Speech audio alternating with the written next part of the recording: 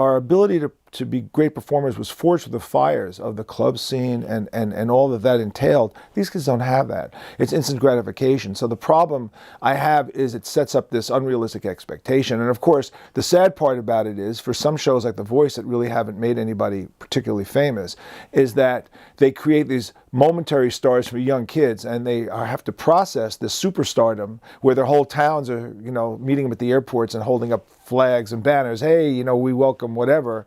And then after their single drops and it bombs, they're back to anonymity again. And what happens? I think that reality shows have killed off a lot of creativity. I do. It's sort of made being famous more important than making good music. And I'm going to leave that there. This is how I feel about it. You don't find true artists by having a talent competition. It doesn't work because you're attracting the wrong kind of talent. You're applauding mediocrity and mimicry. Can you see Kurt Cobain on a reality show? Are you kidding? He wouldn't get past the first audition. When I was in high school, and granted we're going back a long ways, and classic rock bands like Zeppelin and all these bands we've talked about, were popular, and I wanted to, be a musician, I wanted to play guitar, and I wanted to be in a band. It was really easy for me to start a band. There were at least 4 or 5 drummers in my high school. There were 10 bass players, there were 20 guitar players, and there were 3 singers. When my daughter, who is now 21 and in college, when she was in high school and she wanted to start a band, she played guitar and she was really into the same music that I grew up with. There was 1 drummer in her high school. There was 1 bass player. There were about 5 to 10 guitar players and 600 singers. So that's what's really changed, about the world, about the music, about the industry and everything. Everybody wants to be the star. And it's not just music. It's everything. Everybody wants to be the star lawyer. Everybody wants to be the star agent. Everybody wants to be, the star garbage picker upper. I don't know. That's just what's kind of changed, and that's just with, a lot of different things, social media and a lot of things that people have access to these dreams and these ideas that they didn't have 20, 30 years ago. When I was in grade 9, for instance, social media still wasn't that prominent yet. But by the time I had graduated, everyone was using social media by that point. And I think the issue with social media in terms of our perception of what art is that it creates this notion that popularity matters more than the actual substance of the artwork in question. I think there hasn't been that one big band in the last 20 years thanks to the iPod. I'm 45, so when I was growing up in high school, you had the rockers over here, the metalheads over here, the stoners over here, the jocks over there, and the pretty people over there. Everything was very, very tribal. You were a pop fan, you were a country fan, you were a rock fan. Today, though, everybody has one of these. The iPod changed everything. And as a result of having one of these, you can listen to anything you want, anytime you want, anywhere you happen to be. So the structure of I am this person and I only listen to this is lost in a generation. Which I think is really interesting from, it's nice to be ecumenical in your musical tastes, but that idea of music being used as a way to project your identity has gone away to a very large extent. For myself, when I was younger and I moved from Cleveland to Los Angeles and to really get in the band and to be into music and make my mark, it was actually a lot easier than you would think. First of all, I had a center to go to, which was Hollywood.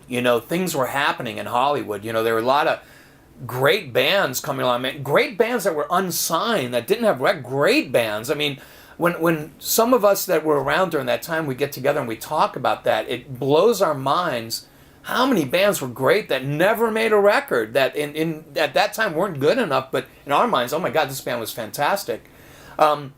we all had a common language. You know, music was a common language. It was really easy to talk to somebody when I was out in a club that had long black hair. Oh my God, you know, do you like the New York Dolls? Yeah, I love the New York Dolls. And we immediately were friends. We had something in common.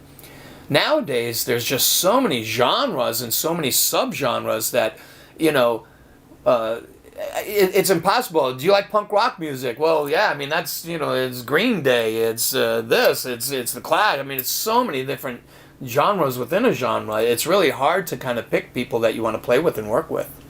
When the iPod came along and you had in front of you 20 million songs of all styles, you could have on your iPod and carry it with you, unlike a Walkman where you only had to take one thing or one cassette and one album and then you have to change it. The iPod gave you the ability that it was okay to have the Beatles and Blondie and the Beach Boys and the Beastie Boys all in one giant playlist. Kids are now listening to the exact same music as their parents, and it's okay. And we would never have that. Never. Never. The Beatles fans hated the music of Frank Sinatra. If you listen to the Sex Pistols, you probably hated the classic rock that your parents grew up on. If you liked Duran Duran, you probably didn't really enjoy listening to your parents go on and on about how there's no great music anymore.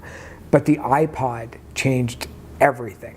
And I think that's where it all started, as an uphill for the music industry, but also as possibly setting up that barrier for finding that next superstar. You know, that theory works really, really well with finding a superstar every decade. You know, in the 50s there was Elvis, and in the 60s there was the Beatles, and in the 70s there was punk and the Sex Pistols, and the 80s there was like the Michael Jacksons and the Prince and the Madonnas, and who were all kind of similar using music video. And in the 90s with Nirvana, and there hasn't been anybody like that.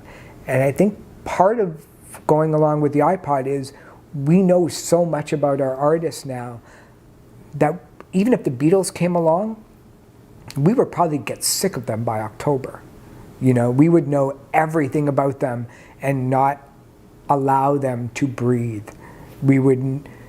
There's very few bands that can go under the spotlight for years and become successful while they're successful.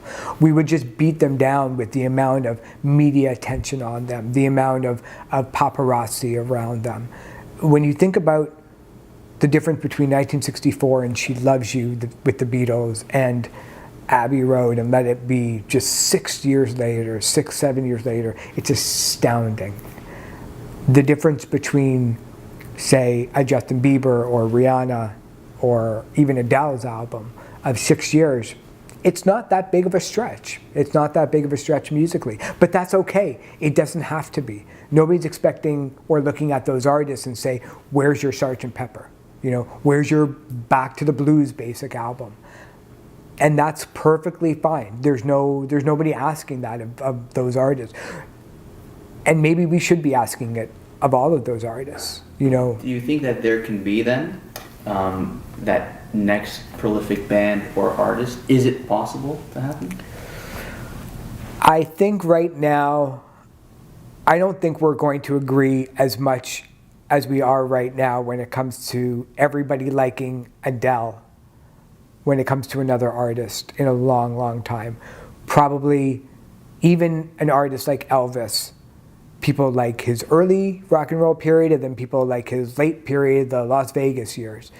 The Beatles to so many people are just like oxygen. It's like blinking. It's hard to even fathom that those songs were even written. It seems like they've come from the sky.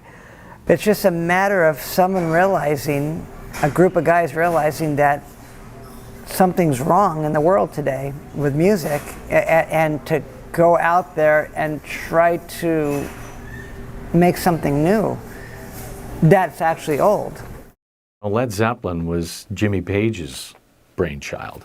You know, here's this session player who, you know, was kicking ass and everybody was bringing him in, and he said, you know, I'm tired of doing what everybody else wants to do. I want to do what I want to do. So you need somebody that's going to, you know, have that genesis of a thought. It's up to the people supporting that kind of music and those kind of bands, that will make it happen. It'll get to a point where they can't look away. There's definitely, it's going to happen. Who it's going to be and how it's going to sound, I couldn't tell you, because I would have never guessed that Nirvana was going to be that, you know. I'm hoping and praying that there is going to be one of those bands. Whether there is or not, that I don't know. All I can do is hope and pray that there will be. I think we need some new great bands, you know, that are going to knock the Stones off the mantle. You know, I think there were definitely some bands throughout the years and stuff that, you know, made it to the top, got knocked out by another band and moved on and stuff like that. We just need a little bit more of that, you know. I still feel the same as I was speaking earlier, that I do have hope. I really do. I do have hope. I really do. I mean, I was around in the 80s when things were really bleak.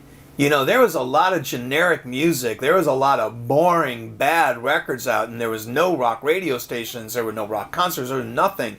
You know, and then bands like Guns N' Roses came along. I mean, even bands like Poison, and, you know, there were bands that came into Los Angeles that really were good bands that made a difference, and they changed the whole thing. So I want to just say that I do have hope.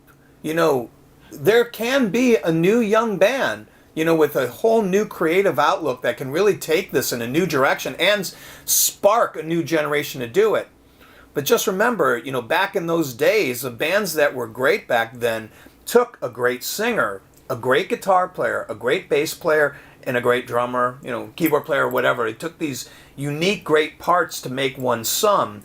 Nowadays, most of the bands will have like a great guitar player, or a great singer, or like one person, and then, you know, the other guys in the band are in 10 different bands.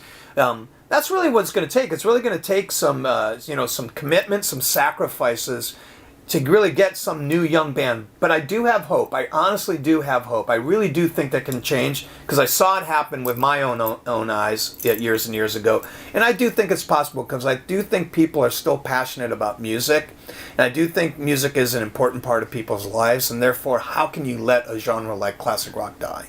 Hey, thanks for watching. My name is Daniel Sarkissian. I'm an independent filmmaker from Toronto.